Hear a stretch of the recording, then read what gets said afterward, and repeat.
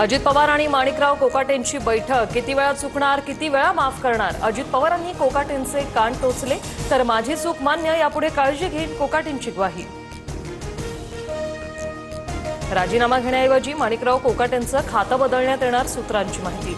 कोकाटे ज्येष्ठ नेते, यावेळी समज द्या पण कारवाई नको, राष्ट्रवादीतील मंत्र्यांचं मत. माणिकराव कोकाटे उत्तम कृषी मंत्री, राजीनामा घेऊ नका, शेतकऱ्यांच्या शिष्टमंडळाची अजित पवारांकडे मागणी. तर हा विषय आता माझ्या हातात नाही, अजित पवारांचं शिष्टमंडळाला उत्तर. माणिकराव कोकाटेंचा राजीनामा झालाच पाहिजे, अजितदादांनी तंबी दिल्यानंतरही कोकाटेंकडून चूक, सुप्रिया सुळे यांची मागणी. संसदेच्या प्रवेशद्वाराजवळ तटकरे अमित शहांना भेटले. तटकरेंनी अमित शहांसोबत नेमक्या कोणत्या विषयावर संवाद साधला, याची चर्चा सुरू. येत्या काळात तटकरे भाजपमधून खासदारकी लढवणार, तटकरे राष्ट्रवादीतला गट सोबत घेऊन जातील, रोहित पवारांची प्रतिक्रिया. तर शिंदे आणि दादांचा पक्ष भविष्यात भाजपत विलीन होईल, संजय राऊतांचा दावा. रेव पार्टी म्हणून माझ्या कुटुंबाला बदनाम करण्याचा डाव, कौटुंबिक फोटो व्हायरल करण्याचा पोलिसांना अधिकार नाही, पुणे पोलिसांविरोधात अब्रू नुकसानीचा दावा करणार, एकनाथ खडसेंचा इशारा. प्रांजल खेवलकर खडसेंचे जावई असल्याचं तपासात समजलं. पुण्यातील रेव पार्टीवरील कारवाईवर आयुक्त अमितेश कुमार यांचं स्पष्टीकरण.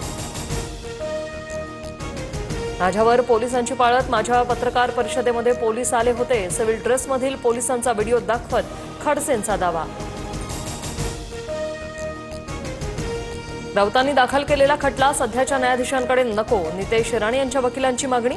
राऊतांच्या मानहानी प्रकरणी 11 ऑगस्टला पुढील सुनावणी. मुख्यमंत्री फडणवीसांच्या विकासाभिमुख नेतृत्वाला ग्रहण लावण्याचा प्रयत्न, विघ्न संतोषी लोकांना काही सत्ताधारी मंडळींचीही अनावधानाने साथ. केशव उपाध्ये यांचा रोख नेमका कोणाकडे, चर्चा नवधाण.